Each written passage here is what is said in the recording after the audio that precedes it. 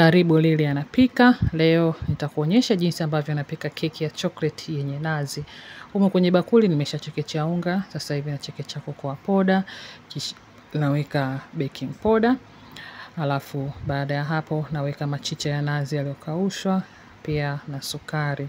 Utakoroga vitu vyote pamoja vizuri, vikishachanganyika, utawasha oven, weka moto wa 150 au 160. Kisha utaendelea na process nyingine ambapo kwenye bakuli utaweka mayai mawili pamoja na ladha ya nazi. Kama una ladha ya nazi, weka ladha ya vanilla. Utakoroga mayai yako vizuri na baada ya hapo utaweka mafuta ya kupikia ya maji. Utakoroga tena, alafu utaweka maziwa. Maziwa unaweza ukatumia maziwa fresh au maziwa ya mtindi. Lakini kama unatumia mtindi, basi hakikisha yasiwe ya baridi.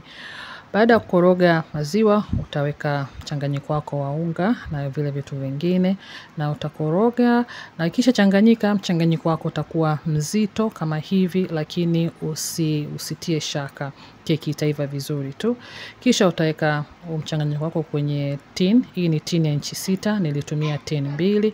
Na utapika hii keki kwa muda wa dakika 40 hadi 45. Ni keki moja tamu sana, na kama umejifunza kitu, share na mwingine.